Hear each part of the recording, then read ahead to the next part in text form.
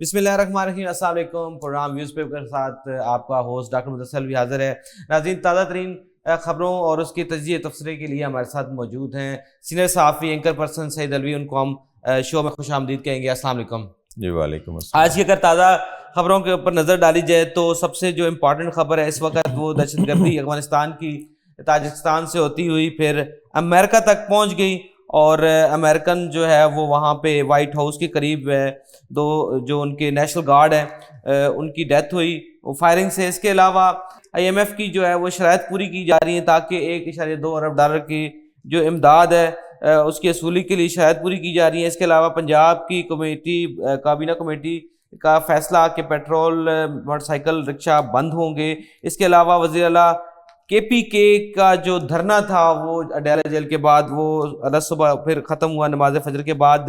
لیکن سب سے پہلے بات کریں گے افغانستان کی دہشت گردی کے حوالے سے، جو کہ جس کا شکار پاکستان بھی ہے، اور تاجکستان میں بھی کل ڈرون حملہ ہوا، اور بلکہ سب سے بڑی خبر جس نے دنیا کی ہیڈ لائنز جو بنی خبر اور نیوز فلیش ہوئی، امریکہ میں ایک افغانی کی فائرنگ سے 2 نیشنل گارڈ ہلاک امریکہ میں۔ اس کے حوالے سے کیا کہیں گے؟ ہاں جی بالکل، اس وقت عالمی امن کے لیے یہ جو افغان رجیم ہے اور وہاں پہ موجود جو یہ دہشت گردی کے کیمپ ہیں، جو اڈے ہیں، اور وہاں پہ جو خوارجی موجود ہیں، اور خاص طور پہ جو بھارتی جو وہاں پہ پروکسیز موجود ہیں، عالمی امن کے لیے بہت بڑا خطرہ بن چکے ہیں۔ اس وقت پوری دنیا کو اس کے اوپر نظر رکھنی چاہیے۔ جیسے یہ پہلے افغان جو دہشت گرد ہیں وہ پاکستان میں تو دہشت گردی کر ہی نہیں ہے، پاکستان نے پوری دنیا کو یہ واضح کیا ہے کہ پاکستان کو اس وقت افغانستان کی طرف سے سخت دہشت گردی کا سامنا ہے۔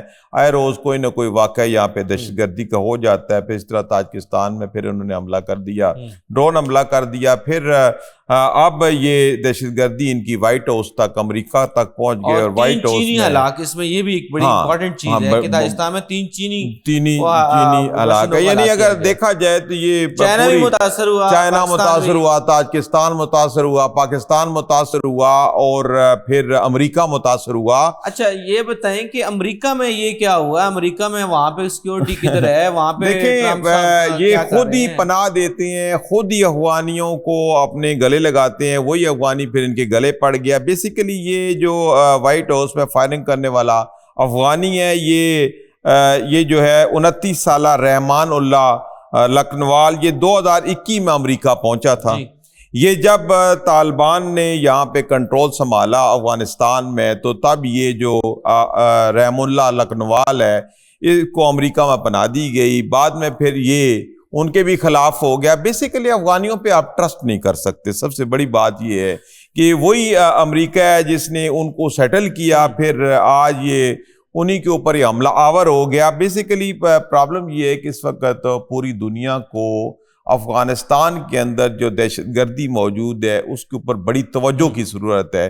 یہ آہستہ آہستہ کر کے پوری دنیا کے لیے دہشت گردی کا ایک ایپی سینٹر بن گیا ہے۔ اب جب پاکستان چیخ رہا تھا بار بار کہ اس کو دیکھ لیں، دنیا نے اس کے اوپر توجہ نہیں دی۔ آج یہ پاکستان سے نکل کے دہشت گردی جو ہے دیگر ممالک تک جا رہی ہے، اور اتنے بڑا ملک جو کہ دعویٰ کرتا ہے کہ میں تمام ممالک کے جو ڈسپیوٹ ہے اس کو ریزولیٹ، اس کو ریزالو کرواتا ہوں، میں فیصلے کرواتا ہوں، میں جنگ بندیاں کرواتا ہوں، اور آج دیکھیں کہ وائٹ ہاؤس میں فائرنگ ہو گئی اور افغانی نکلا۔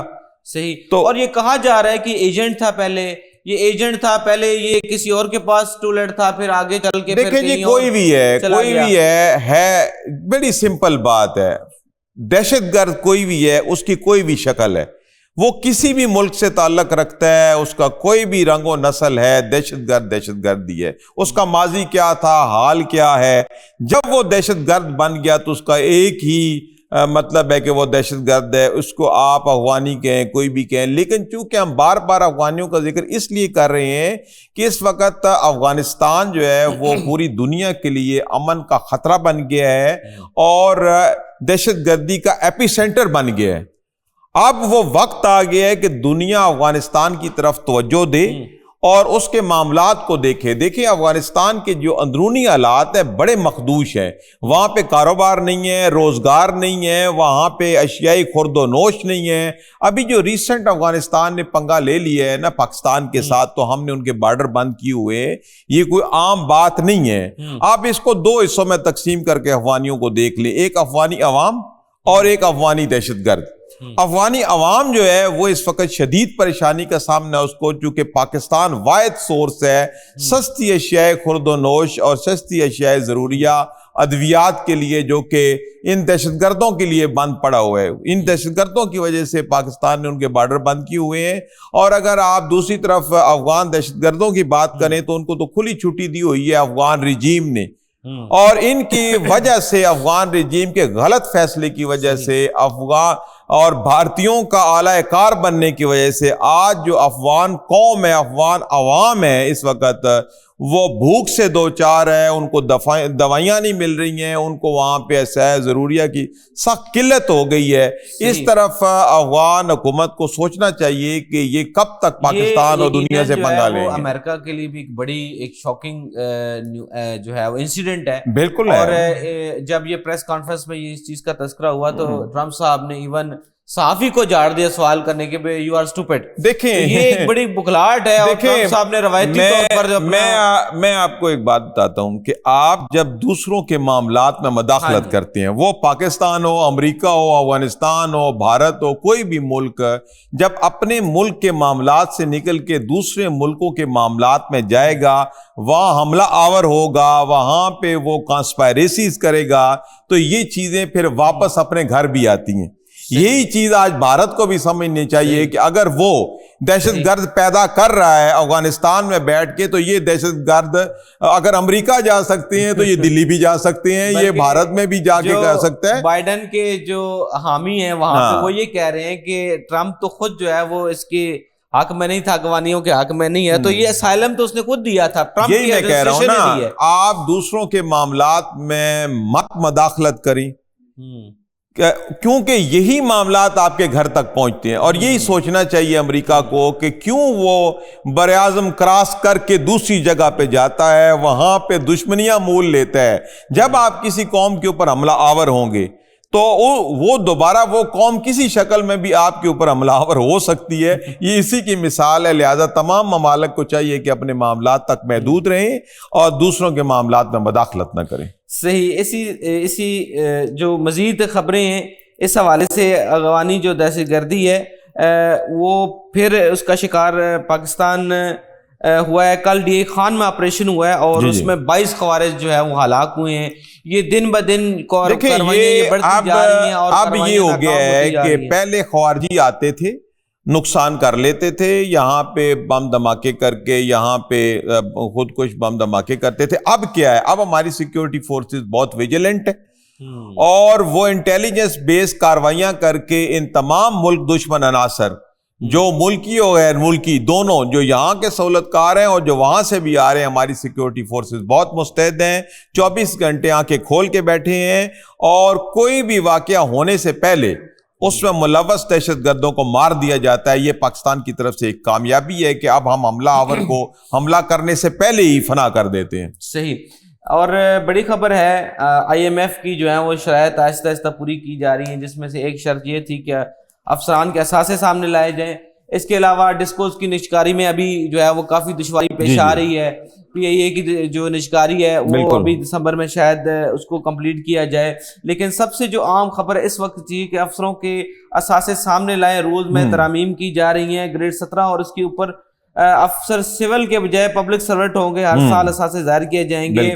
اور اب یہ جو بابو ہیں, یہ جو اپنے اثاثے یا بے نامی جو ہے وہ اثاثے رکھتے تھے, ان کا اب کیا بنے گا؟ انکم ٹیکس آرڈیننس 2001 کی ذیلی شق 2035 میں ترمیم لائی گئی ہے اور نوٹیفیکیشن جاری کیا جا رہا ہے. لیکن آئی ایم ایف نے بھی یہ شرط عائد کر دی ہے کہ اب جو ہماری کنڈیشن جب تک پوری نہیں ہوں گی, آپ کو جو 1.2 بلین ڈالر کی جو قسط ہے وہ نہیں ملے گی. تو یہ تو پھر افسران تو بڑے, دیکھیں افسران ہی نہیں جی. اچھا, یہ جو آئی ایم ایف کی بات آپ کر رہے ہیں, بیسیکلی آئی ایم ایف نے ایک پورا ایک تشخیصی چارٹ ہمیں دیا ہے جو 186 صفحات پہ مشتمل ہے. اور انہوں نے اس میں کلیئر کٹ IMF نے بتایا ہے کہ پاکستان میں جو کرپشن ہے وہ اس حد تک سرایت کر گئی ہے کہ بڑے افسران سے لے کے چھوٹے اہلکاروں تک ہر کوئی کرپشن میں ملوث ہے اور اس کرپشن کو ٹھیک کر لیں. تو یہ بیسیکلی ان کا کام نہیں ہے کہ کسی بین الاقوامی ادارے کا کہ وہاں میں آ کے بتائے کہ جناب آپ کے ملک میں یہ خرابیاں ہیں. یہ تو ہماری اپنی کمزوریاں ہیں. میں سوچ رہا تھا یہ جو افسران ہیں یہ اب رشوت کس فارم میں لیں گے؟ ظاہر اب اثاثے تو ڈکلیئر دیکھیں جو بہت بڑی قسطیں ہیں نا، جو بہت بڑے افسران ہیں وہ تو باہر لے لیتے ہیں، ملک سے باہر بھی ان کا ڈیلیوری سسٹم موجود ہے. وہ کہتے ہیں وہاں پہ کہیں کسی ملک میں ہمیں پلاٹ لے دیں، کوئی گاڑی دے دیں، کوئی اپارٹمنٹ دے دیں. ان کے لیے تو بہت آسان ہے چونکہ بڑے لیول کا معاملہ ہے. اب جو چھوٹے موٹے نیچے معاملات ہیں ان کو یہ بڑے طریقے سے ڈیل کرتے ہیں. پہلے تو وہ سپاؤس کے نام پہ لے لیا، ریلیٹیو کے نام پہ لے لیا. اب چونکہ FBI تیز ہو گئی ہے، سرویلنس تیز ہو گئی ہے، اب وہ دیگر جو چیزیں ہیں، بارٹر سسٹم بھی تو ہو سکتا ہے نا. ڈیجیٹل کرنسی، ہاں ڈیجیٹل کرنسی بھی ہو سکتی ہے کہ آپ کسی بھی طریقے سے، لیکن ضرورت ایجاد کی ماں ہے. جب ان کو جیسے ضرورت پڑتی ہے، چونکہ ہے تو معاشرے کی کریم بڑے اذان ہیں، تو کوئی نہ کوئی وہ حل نکال لیں گے. ایک چیز میں سمجھنے سے قاصر ہوں کہ اگر ہم $1 ارب کی یا ٹوٹل اگر پلان $7 ارب کا اگر ہے بھی، تو کیا ہم جو $33 ارب یا $30 ارب جو ہماری فارن ریمیٹنس ہے یا جو ہماری $30 ارب ایکسپورٹ ہے سالانہ، تو یا تقریباً $1 بلین کے قریب تو فری لانسر ہمیں جو ہے وہ اب اس پوزیشن میں ہے، تو کیوں نہ ہم اپنی تھوڑی انڈسٹری کو سپورٹ کریں، فری لانسر کو سپورٹ کریں. تو تھوڑے بہت جو $6-7 ارب کا ڈیفیسٹ ہے وہ ہم اس سے پورا کریں، بجائے کہ پورا جو ہے وہ حکومت کا کھاتا کھول کے دے دیا. دیکھیں 2 سیگمنٹ ہیں، بڑا کلیئر ہے اور بڑا آسان ہے. 2 سیگمنٹ ہیں، ایک آپ کے بیرون ملک پاکستانی ہمارے نوجوان جو باہر بیٹھے ہیں، اور دوسرا سیگمنٹ ہے IT کا، جو فری لانسر یہاں پاکستان کے اندر بیٹھے ہیں. اب جو باہر بیٹھے ہوئے ہیں ہمارا پاکستانی ہے، وہ اتنے ڈالر بھیج سکتا ہے کہ آپ کو کسی بھی مزید ڈالر کی ضرورت نہیں ہے. صرف کیا ہے، ان کی پراپرٹیز کا یہاں تحفظ ہو، ان کو اعتماد میں لیا جائے کہ آپ جتنے بھی پیسے بھیجیں وہ آپ کی امانت ہے. گورنمنٹ آف پاکستان اس کے بارے میں کوئی پوچھ گچھ نہیں کرے گی اور کسی طرح کا بھی یہاں ان کو کوئی انسیکیورٹی نہیں ہے. اگر آپ بیرون ملک مقیم پاکستانیوں کو اعتماد میں لے لیتے ہیں، کچھ دینا دلانا نہیں ہے، صرف اعتماد میں لینا ہے اور ان کی پراپرٹیز کو تحفظ دینا ہے، یہ ترلے آپ کے. اور دوسرا سب سے بڑا سیگمنٹ اس وقت IT فری لانسرز کا ہے، اور وہ بھی کچھ نہیں مانگتے. وہ کہتے ہیں ہمیں انٹرنیٹ اچھا دیں، انٹرنیٹ کی فیسلٹی ان کو بہت اچھی دیں. اور دوسرا یہ ہے کہ جو پیمنٹ میتھڈز ہیں، جو پیمنٹ کے پلیٹ فارم ہیں باہر دنیا کے، وہ پاکستان کے اندر لانچ کروا دیں. اب اس میں 2-3 مسائل ہیں. مثلا اب اگر بات کی جائے اس حوالے سے تو یہ کہا جاتا ہے کہ ان کو ٹرسٹ نہیں ہے پاکستان کے اندر. وہ کہتے ہیں یہاں پہ سائبر سیکیورٹی کی ایشوز ہیں تو ہم یہاں پہ نہیں لانچ کرتے. اب دیکھیں، اب میں نے اگلے دن بھی اپنے پروگرام میں بات کی ہے کہ اب ہمیں ایک IT ڈپلومیٹ کی بھی ضرورت ہے. اور وہ IT ڈپلومیٹ جو ہے باہر جو بڑے پلیٹ فارم ہیں جیسے گوگل ہے یا دوسرے ہیں یا یہ جو پیمنٹ والے ہیں پے پال وغیرہ، جتنے بھی بڑے کھلاڑی ہیں IT کے، ان کے پاس جا کے اپنے ملک کی کلیئرنس دے دے. جو بھی ان کے یہاں مسائل، جو جینون ایشوز ہیں وہ حل کیے جائیں اگر سائبر سیکیورٹی وغیرہ کے ہیں. اور اگر جو ہماری پرسپشن وہاں پہ غلط ہیں تو ہمارے فارن آفس میں ایک IT ڈپلومیٹ بھی جو ہے، یعنی وہ IT کے جو اتاشی ہیں وہ بھی باہر بیٹھنے چاہیے ملکوں میں، خاص طور پہ ان ممالک کے جن میں امریکہ وغیرہ دیگر جن کے بڑے پلیٹ فارم میں، تاکہ ہمارے دیکھیں اب پاکستان میں جو بیٹھا ڈیولپر ہے اس کی ایپ رجسٹرڈ نہیں ہوتی. اب ایپ کو رجسٹرڈ کرانے کے لیے اس کو باہر کہیں بیٹھے اپنے کسی دوست، کسی رشتہ دار کی من ترلا کرنا پڑتا ہے. مونیٹائز نہیں، فیس بک بھی مونیٹائز. دیکھیں کوئی معاملہ نہیں ہے. اگر ہمارا کوئی IT ڈپلومیٹ ہے وہ جا کے ان کمپنیوں سے مذاکرات کرے، جو بھی کوئی معاملات جینون ہے اس کو حل کروا دے، اور جو ان کے دماغ میں کوئی خرابی ہے، جو ہمارے وزیر خارجہ اور جو وزیر اعظم جاتے ہیں ترلے کرتے ہیں، نہیں وہ تو مانگنے کے لیے ترلا کرتے ہیں نا. تو اس طرح اگر ایفرٹ کر لی جائے، ہمارے نوجوانوں کے لیے لیول پلینگ فیلڈ مل جائے انٹرنیشنل لیول پہ، تو یہ میرا دعویٰ ہے کہ ان کو کسی IMF کی ضرورت نہیں ہے. اور یہ واقعی عام ترین ضرورت آج نہیں کریں گے، کل ہمارا نوجوان اتنا پیچھے رہ جائے گا کہ انٹرنیشنل لیول پہ کھیل ہی نہیں سکے گا. تو لہٰذا یہ فوری کام ہونے والا ہے, اس میں دیری نہیں. بہرحال سرکاری بابو جو ہیں اپنی خیر منائیں اور اثاثے ڈکلیئر ہوں گے. میں آپ کو ایک بات بتا دوں, یہ جو سرکاری بابو ہیں نا, یہ اتنے تیز ہیں, معاشرے کی کریم ہے, یہ تیز ترین لوگ ہیں, یہ پھر رستہ نکال لیں گے. یہ آپ کبھی بھی نہ سوچیں کہ یہ بند گلی میں جائیں گے, IMF کو بھی چکمہ دے دیں, یہ سب کو چکمہ دیں گے. یہ نہ سوچیں کہ آپ کا جو بابو ہے یہ کسی کے کنٹرول میں آ جائے گا. یہ بالکل نہیں آئے گا. یہ کرپشن پاکستان میں رکنے والی نہیں ہے, اس کی جڑوں کے اندر سرایت کر چکی ہے. اب اس حد تک کر چکی ہے کہ اب یہ ایک طرح کا قانون ہی بن گیا ہے کہ آپ پیسے دیں اور کام کرائیں. یہ ایک سوانح خواب نہ عوام کو آپ دکھائیں, اس کا کوئی حل نہیں نکلنے والا. اچھا, اب یہ ایک پنجاب گورنمنٹ جو ہے وہ انیشیٹو تو بہت سارے لے رہی ہے. اب دو چیزیں اس میں اہم ڈسکس کرنے والی ہیں. یہ جیسے آپ نے کہا کہ جو ہمارے سمندر پار پاکستانی اوورسیز ہیں ان کو یہاں پہ کوئی تحفظ نہیں ملتا, لیکن پنجاب گورنمنٹ کی طرف سے اسپیشل کورٹس بنائی گئی ہیں فار اوورسیز پچھلے دنوں میں. یہ بہت اچھی. اچھا, لیکن یہ مسئلہ ہے کہ یہ عدالتیں نہ سندھ میں ہیں, نہ KP میں ہیں, نہ بلوچستان میں ہیں, لیکن پنجاب میں ہیں. اسی طرح ماحولیات میں جتنا کام پنجاب میں ہو رہا ہے کسی صوبے میں نہیں ہو رہا. اسی طرح اب جو لیٹسٹ جو ڈیولپمنٹ ہوئی ہے وہ یہ ہوئی ہے کہ مریم نواز کا بیواؤں کے لیے قبضہ کیس کو فوری کرانی, یعنی 90 ڈیز میں اس کا ڈیسیجن ہونے. یعنی اگر اتنا کام پنجاب میں ہو رہا ہے تو باقی صوبے کہاں ہیں اور ان کی ترجیحات کیا ہیں, ان کے فنڈ کیا ہیں. میں نے تقابلی جائزہ لیا جب بجٹ کا ہیلتھ ایجوکیشن کا, اور آبادی کے تناسب سے سندھ میں ہیلتھ اور ایجوکیشن کا بجٹ پنجاب سے بھی زیادہ ہے. اچھا, حالانکہ پنجاب سے آبادی کم ہے, لیکن وہاں پھر سپینڈنگ کہاں ہو رہی ہے, یہ ایک سوالیہ نشان ہے.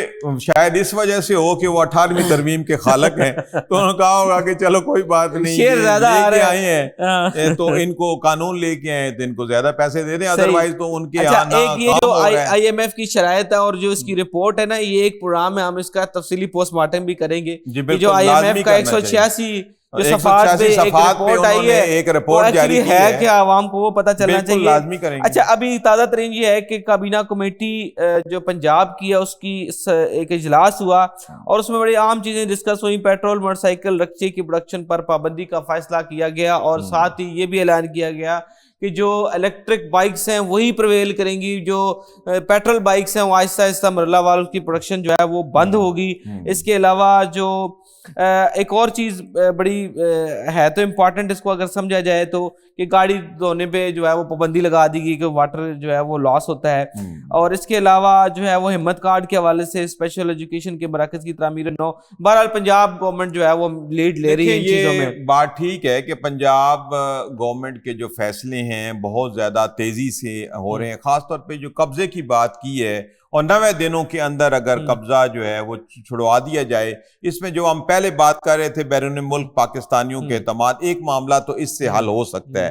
خاص طور بیواؤں کے حوالے سے اکثر یہی ہوتا ہے کہ خاوند کی وفات کے بعد خواتین کو سب سے بڑا مسئلہ جو ہے وہ جائیداد کا ہوتا ہے. دیگر لوگ قریبی رشتہ دار اس کو ہتھیانے کی کوشش کرتے ہیں. مریم نواز صاحبہ کی طرف سے بڑا لیکن یہ تو سیاسی پشت پناہی کے بغیر تو یہ پہلے بھی کبھی نہیں ہوا اور نہ وہ ٹھیک ہے, لیکن جو جنرلی چھوٹے موٹے ہوتے ہیں نا وہ تو بڑے لیول کے قبضوں کی بات, وہ بڑے نہیں سنائیں گے, وہ تو وہ اس کا تو نہ سوچیں, وہ تو خود حکومت میں بیٹھے ہوئے ہیں, ان کا آپ نے کیا بگاڑ لینا ہے. یہ چھوٹے موٹے کو 2 مرلہ 4 مرلہ 5 مرلہ یہ آپ یہ دیکھ لیں, یہ ہو سکتا ہے. بڑے بڑے قبضے تو بہت مشکل ہے کہ اچھا وہ قبضوں کی بات سے مجھے بات یاد آئی کہ پرسوں رات جو ہے وہ جو نئے جماعت جو JUF میں وہ شامل ہوئے ہیں, کھوکر صاحب, پنڈی کے المشہور فرق کھوکر صاحب, وہ دوبارہ جو ہے وہ بند ہو گئے ہیں. وہ وہاں پہ ان کو JUIF بھی جو ہے نا وہ کام نہیں آئی.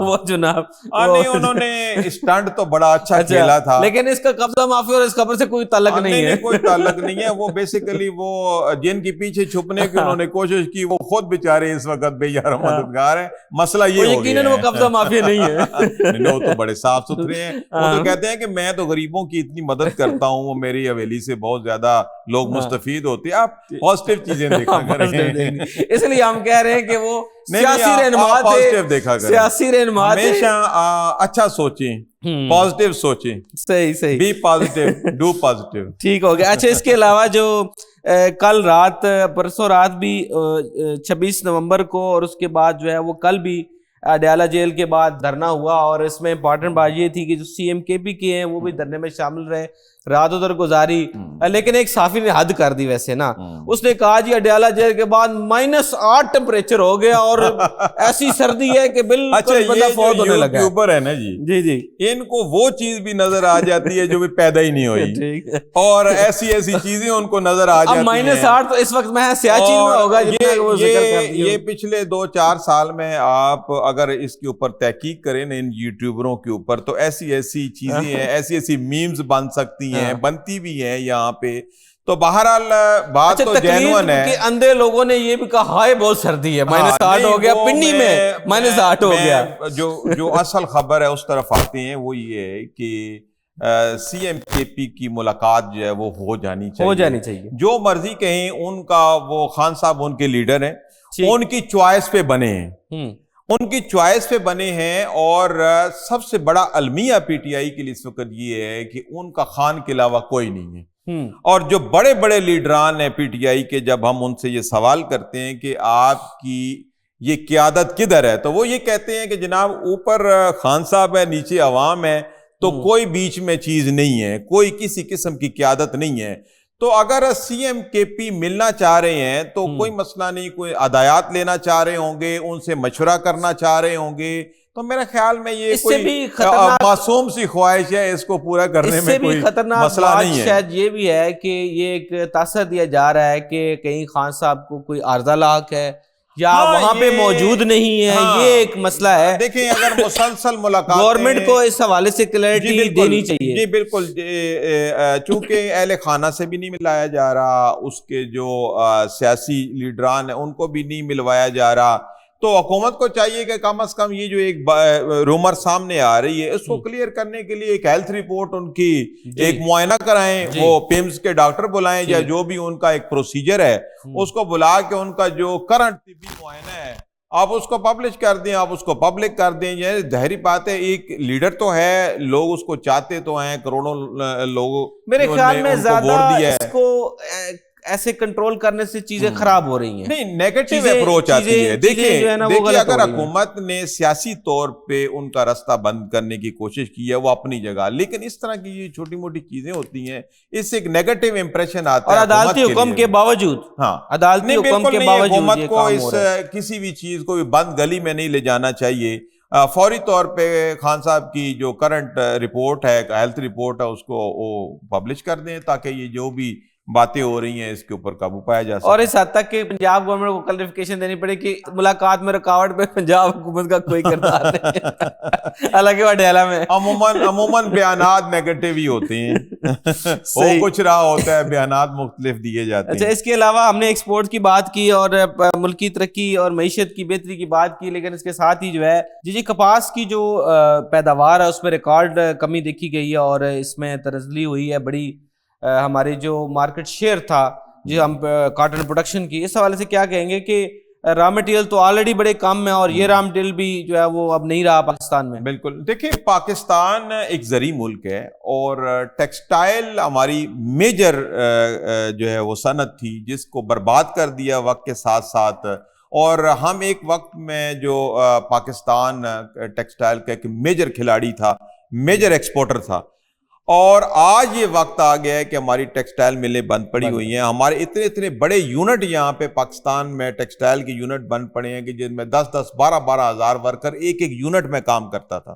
اب کئی ایک اس کی وجوہات ہے، جیسے اب آپ کپاس کا کہہ رہے ہیں، اب کپاس کے حوالے سے اگر دیکھا جائے تو اب 2014-15 میں کپاس کی 1.5 لاکھ گانٹھیں سالانہ یہاں پہ ہوتی تھی، ٹھیک، اور آج 2024-25 میں صرف 56 لاکھ گانٹھوں کا ہمارے پاس پروڈکشن رہ گئی ہے۔ اب دیکھیں یہ قریب 10 سال میں ہم نے 1 لاکھ گانٹھوں کی جو پروڈکشن ہے تیسرے حصہ رہ گئی، وہ ہم نے لوز کر دی، اور میجر را میٹیریل ہے پاکستان کے اندر۔ افسوسناک بات یہ ہے کہ وہ انڈسٹری لگائی جاتی ہے جو کہ امپورٹڈ را میٹیریل کے اوپر چلتی ہے، یہ واحد انڈسٹری تھی لیکن اس میں یہ بھی اب یاد رکھیں کہ ان 10 سالوں میں نا 2 انڈسٹری نے بڑی ترقی کی ہے، ایک چینی کی انڈسٹری اور ایک ریئل اسٹیٹ کی انڈسٹری۔ ہم نے ایگریکلچر لینڈ بھی ختم کی ہے اور کراپ لینڈ جو کپاس لینڈ بھی ختم کی ہے۔ آپ نے بڑی اہم بات کی ہے، یہ دونوں جو چیزیں ہیں اب جہاں جہاں پہ کپاس کی پروڈکشن ہوتی تھی وہاں گنے کی کاشت شروع ہو گئی ہے. اب مسئلہ یہ بن گیا ہے پاکستان میں کہ شوگر مل لگانا جو ہے ایک سٹیٹس سمبل بن گیا ہے. ہر بندہ کہتا ہے بڑا آدمی کہ یار تمہاری ٹیکسٹائل ملے ہیں, ہاں جی میری ٹیکسٹائل ملے ہیں, ایک ایلیٹ کلاس ہے. اور دوسری بات یہ کہ پاکستان میں چینی کھائی اتنی جاتی ہے, کولڈ ڈرنک کے اندر بہت زیادہ چینی ڈلتی ہے. کولڈ ڈرنک بنانے والی کوئی فیکٹری کامیاب نہیں جن کا اپنا شوگر کی مل نہیں ہے. اسی طرح پھر مٹھائیوں کا کاروبار پاکستان کے اندر آئے دن ایک نیا سے نیا برانڈ, حالانکہ چینی زہر ہے, چینی ایک زہر ہے, اس کے باوجود بھی چینی اور چینی سے بنے ہوئے جو پروڈکٹس ہیں وہ ہمارے فیورٹ پروڈکٹس ہیں. یہی وجہ ہے کہ آج پاکستان ڈائبیٹک کیپٹل بن گیا, نمبر ون یعنی دنیا میں اس کو پاکستان کو ڈائبیٹک کیپٹل کہتے ہیں. کیوں کہ یہاں پہ ڈائبٹیز کے سب سے زیادہ مریض ہیں. چینی کھائی یہاں پہ بہت زیادہ جاتی, آئے دن مہنگی بھی ہو جاتی ہے, اور اس چینی کی وجہ سے ہماری کپاس اور ٹیکسٹائل کی انڈسٹری کا بھی بیڑا غرق ہوا ہے, لوگوں کی صحت کا بھی بیڑا غرق ہوا ہے. لیکن افسوسناک بات یہ ہے کہ حکومت کی طرف سے, تعلیمی اداروں کی طرف سے, میڈیا کی طرف سے یہ کمپین ہی نہیں چلائی جا رہی کہ چینی ہماری زہر ہے. یہ ایک سلو پوائزننگ ہے, اور مجھے یہ کہنے میں کوئی آر نہیں ہے, اور میں پوری اتھارٹی اور پوری ذمہ داری سے کہہ رہا ہوں کہ اپنی زندگی سے جو شخص چینی نہیں نکالے گا وہ سسک کے مرے گا. بالکل صحیح, یہ سلو پوائزننگ ہے. اور ڈاکٹروں کو, ہمارے میڈیا کے لوگوں کو, ہمارے یہ جو سو کالڈ اتنے بڑے یوٹیوبر, اتنے بڑے وہ اپنے آپ کو ترم خان سمجھتے ہیں, وہ فضولیات سے نکل کے زندگی کی حقیقت کے بارے میں کو عوام کو بتا دیں. کو 10 فضول ویڈیوز کریں تو ایک چنگی ویڈیو بھی کر لیں, اور یہ بتائیں کہ جو شوگر ہے یہ ایک زہر قاتل ہے, سلو پوائزننگ ہے, اس سے جتنا بچیں گے اتنا ہی آپ کے لیے اچھا ہے. اور زمین ہی برباد ہوتی ہے, جدھر گنا ہوتا ہے وہ زمین برباد ہوتی ہے. زمین بھی دیکھیں. اچھا ایک اور بات میں ادھر بتاتا چلوں کہ ہمارے پاس جو کپاس, ہمارے پاس جو گنے کی فصل بوئی جاتی ہے وہ دنیا کی ردی ترین فصل ہے, وہ سب سے زیادہ پانی پیتی ہے. نہ اس طرف کام کیا گیا. دیکھیں اگر آپ نے گنے ہی اگانا ہے تو اس میں پھر آپ ہائی ٹیک بیج چیزیں لائیں نا. اب اتنا زیادہ وہ پانی پی جاتا ہے کہ ہمارے عام لوگوں کے لیے, عوام کے لیے پانی نہیں بچتا, ہمارے لیے بہت مسائل پیدا ہو رہے ہیں. اور وہاں دوبارہ قابل کاشت نہیں رہتا وہ کسی اور فصل کے لیے. آپ گنے کی پیداوار سے لے کے چینی تک اور اس سے بنی مٹھائیاں, چاکلیٹ, کیکس, یہ سب ہمارے دشمن ہیں. ہماری اکانومی کے بھی دشمن ہیں, ہمارے زمینوں کے بھی دشمن ہیں, ہماری صحت کے بھی دشمن ہیں. اور جتنا جلد ہو سکے عوام کو اور اس سے نکلنا چاہیے. اربوں ڈالر سے پھر جب کم ہوتی ہے چینی باہر سے منگواتے بھی ہیں. دیکھیں اب اس میں تو اور بھی فیکٹر ہے نا, کہ پہلے بھیجنے میں بھی پیسے کماتے ہیں, پھر منگوانے میں بھی پیسے کماتے ہیں. پاکستان تو ہے ہی مافیاز کی زد میں, ہر طرح کا مافیا آپ کو ملے گا. ابھی آپ نے ایک اور مافیا کا ذکر کیا, یہ جو ریل اسٹیٹ ڈیولپرز ہیں, یہ بھی تو کھا گئے ہیں انویسٹمنٹ کو. یہ یعنی زراعت کے لیے زمین نہیں چھوڑی انہوں نے, یہ جو ڈیولپر ہیں انہوں نے زراعت کے لیے زمین نہیں چھوڑی اور کام کے لیے پیسہ نہیں چھوڑا. سب پیسہ یہ بینکوں سے بھی اڑا کے لے گئے ہیں, اور فائلیں بیچ کے یعنی ایک کاغذ کا ٹکڑا, انہیں عوام کو اتنا انہوں نے بے وقوف بنایا کہ ایک کاغذ کا ٹکڑا دے کے تو لاکھوں کروڑوں بٹور لیتے. اور اس پہ بھی آپ مزیدار بات سنیں کہ اس خالی ٹکڑے کے اوپر بھی اون چلتا ہے. نئی سوسائٹی لانچ ہوتی ہے, وہ 50-60 ڈیلر 100 ڈیلر مل کے اس کی بلک بائنگ آرٹیفیشلی کرتے ہیں, اس کی ہائپ کریٹ کرتے ہیں, اور پھر عوام کو کہتے ہیں کہ جس 1000 فائلیں تھیں 800 بک گئی ہیں, 200 رہ گئی ہیں, اس پہ 5 لاکھ اور نہیں, یہ بھی لو, ابھی کے بھی لو. عوام کو بے وقوف بنایا جاتا ہے. مسئلہ پتہ کیا ہے یہاں پہ پرابلم یہ ہے کہ میگا سٹیز کے اندر رہائش بنانا, گھر بنانا ایک خواب ہے. ہر بندہ جو ہے, جیسے لاہور کو ہی اگر لے لیں تو گرد و نواح کے تمام ضلعوں سے لوگ یہاں پہ آتے ہیں, رینٹڈ ہوتے ہیں. ان کے یہ خواب ہوتا ہے کہ ہم کسی بھی طریقے سے اپنا گھر بنا لیں. اب اس کے لیے کوئی بھی ان کو کوئی تجویز دیتا ہے نہیں, وہ ورٹیکل ایکسپینشن پوری دنیا میں ہوتی ہے نا, کوئی بھی تجویز دیتا ہے تو وہ مان لیتے ہیں, وہ جھوٹ کو لے کے چل پڑتے ہیں. اب دوسری بات جو ورٹیکل کی آپ کر رہے ہیں بڑی زبردست تجویز ہے, لیکن ورٹیکل چونکہ کراچی میں تو کامیاب ہوگی, ابھی یہاں لاہور کے اندر بھی آہستہ آہستہ ورٹیکل, لیکن ابھی بھی جو ورٹیکل میں کام ہو رہا ہے وہ ہو رہا ہے آپ کے لگژری اپارٹمنٹس کا. یہی کام اگر یہ ہو جائے عام لوگوں کے لیے تو یہ لوگ اس کو پسند کریں گے اور واقعی ان کو فائل کی جگہ پہ ایک اپارٹمنٹ ملے گا. اور ڈیولپرز کو چاہیے کہ وہ اب لگژری یہ جو اپارٹمنٹس ان سے نکل کے عوامی ولاز اور عوامی جو فلیٹس ہیں وہ بھی بنائیں تاکہ عوام اس سے مستفید ہو. اس میں کاسٹ بھی کم ہوگی, لینڈ کاسٹ کم ہوگی, کنسٹرکشن کاسٹ کم ہوگی. بالکل آپ صحیح کہہ رہے ہیں, اور عوام کی خدمت بھی ہو جائے گی.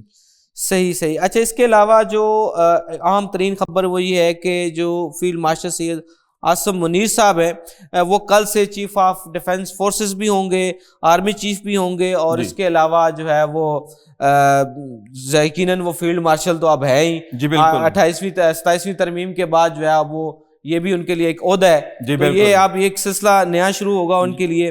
تو آلریڈی بھی انہوں نے بے پناہ جو ہے وہ کامیابیاں سمیٹی اپنے دور میں. بڑے کامیاب. اب جو آنے والے 5 سال ہیں وہ انشاءاللہ پاکستان کے لیے بڑے زبردست ہوں گے. بیریا ٹاؤن کا مسئلہ چل رہا ہے جی. کل ان کے بجلی اور گیس کے کنیکشنز جو ہیں وہ منقطع کر دیے گئے تھے تمام بیریا ٹاؤن کی. بہت بے چینی پیدا ہو گئی. اور یہ عوام کے لیے ایک بڑی ایک خوفناک بات ہے کہ پورے پاکستان میں بیریا ٹاؤن کی جو ہے وہ انفراسٹرکچر ہے, ٹاؤن موجود ہے, وہاں پہ رہائشی موجود ہے. بے شک بیریا ٹاؤن انتظامیہ کے ساتھ گورنمنٹ کا جو بھی مسئلہ ہوگا وہ ایک الگ بات ہے, لیکن اگر وہاں پہ رہائشی متاثر ہوں تو یہ ایک بڑی خطرناک بات ہے. وہ لاکھوں جو متاثرین ہیں وہ کہاں جائیں گے اگر بجلی نہیں ہوگی, گیس نہیں ہوگا. تو پھر وہ اب اس سے آگے ایک اور مسئلہ ہے, اگر اس کو بلیک لسٹ کر دیا جائے گا تو بیریا ٹاؤن پراپرٹی ہولڈر کیا کریں گے. یہ ایک اب نئی چیز ہے. اربوں خربوں روپوں میں تو آپ گن نہیں سکتے, اربوں خربوں ڈالروں کی لوگوں کی انویسٹمنٹ ہے. یہ پبلک کی انویسٹمنٹ ہے. لیکن یہاں ایک بہت بڑا مسئلہ ہے پاکستان میں کہ جب یہ ہو رہا ہوتا ہے تب ایجنسیز اور یہ سارے سوئے ہوتے ہیں, بلکہ اس کے مددگار ہوتے ہیں جب کوئی اس طرح کا کام ہو رہا ہوتا ہے. اب یہ ایک پرائیویٹ اسکیم ہے اور اس کو یہ رجسٹرڈ بھی نہیں ہے کہیں. پرائیویٹ اسکیم بھی نہ کہیں, پرائیویٹ پراپرٹی کے پرائیویٹ پراپرٹی ہے بیسیکلی. جب یہ ہو رہا تھا تب کہاں تھے, اب ہو گیا تو اب اس میں پبلک انوالو ہو گئی ہے. ذرا جو عام آدمی کا کنسیپٹ آپ کے سامنے رکھتا ہوں کہ وہ بیچارہ کدھر جائے گا. اس نے ایک پلاٹ دیا یا گھر بنایا بیریا ٹاؤن میں, اونرشپ تو ملک ریاض صاحب کی ہے, وہ نہ رجسٹری کروا سکتا ہے نہ اس کو بیچ سکتا ہے. صرف بیریا ٹاؤن کے اندر جو ڈیلر ہے اس کے ہاتھوں بلیک میل ہو سکتا ہے. بس دیکھیں یہ بھی اگین وہی جو بات کر رہے تھے کہ پراپرٹی ڈیلر اتنا بڑا جو ہے وہ ایک ہائپ کریٹ کرتے ہیں پروجیکٹس کی کہ لوگوں کے وہ چکا چوند روشنی اتنی ڈالتے ہیں کہ لوگوں کی جو بینائی نہیں کام کرتی وہ اندھے ہو کے تو اس طرح کام کرتے ہیں. آج یہ ایک بہت بڑا مسئلہ ہے. بہت بڑے پاکستانی جو ایون اس میں پھر اگین اوورسیز پاکستانی بہت ہے جنہوں نے بیریا ٹاؤن کے اندر انویسٹمنٹ کی ہوئی ہے. تو یہ حکومت کا کام ہے کہ اس وقت اس کو ایمیکیبلی اس طریقے سے ڈیل کریں کہ تاکہ جو عام انویسٹر ہے, جو عام پاکستانی ہے, اس کے مفادات کو کوئی پرابلم نہ ہو, اور وہ جو وہاں پہ رہائش اختیار کیے ہوئے ہیں, جن کی وہاں پہ پراپرٹی ہولڈنگ ہے, ان کے مفادات کا تحفظ یقینی ہے. باقی سیٹ جانے اور حکومت جانے وہ اپنا معاملہ ہے ان کا, لیکن جو بھی اس معاملے میں فیصلہ ہو میرا خیال ہے کہ اس میں جو جنرل پبلک ہے, جو جنرل انویسٹر ہے, اس کے مفادات کا تحفظ ہونا ضروری ہے. چلیں اس خبر سے باقی انویسٹر حضرات کا تو فائدہ ہوگا جو مختلف اور ہاؤسنگ سوسائٹی چلا رہی ہیں, ان کی مارکیٹ جو ہے وہ بہتر ہوگی. اچھا, کل رات جو ہے وہ بڑے سنسنی خیز جو مقابلے کے بعد پاکستان سری لنکا سے ہار گیا, 6 رنز شارٹ ہو گئے پاکستان اپنا ٹارگٹ پورا نہیں کر سکا. 185 بنانے تھے لیکن 178 بنا سکا. لیکن اس میں ایک اور ہائی لائٹ بھی تھی, توقع کی جاتی تھی کہ بابر اعظم جو ہے وہ فارم میں آئیں گے اور فارم میں آ چکے ہیں, اور آنے کے بعد جو ہے انہوں نے ایک نیا ریکارڈ بنا دیا, اور جو سب سے زیادہ ڈک سکور کیے گئے ہیں ان میں عمر اکمل سائم ایوم کے بعد جو ہے وہ بابر اعظم کا بھی نام شامل ہو گیا ہے. تو یہ ان کی کارکردگی جو ہے وہ بڑی غیر مستقل ہے. تو بابر اعظم کو اگر واپسی کرنی ہے تو یہ جو ڈک والی تغمے ہیں ان سے بچنا چاہیے اور اپنی کنسسٹنسی چاہیے. بہرحال اب کل جو ہے وہ فائنل ہوگا پاکستان اور سری لنکا کے درمیان. دیکھتے ہیں کہ یہ جو ٹرائی سیریز ہے وہ کس کے نام ہوتی ہے. آج کے پروگرام کے لیے اتنا ہی ناظرین, دوبارہ آپ کی خدمت میں حاضر ہوں گے نئی خبریں اور ان کے تجزیے تبصرے کے ساتھ. آج کے لیے اللہ حافظ.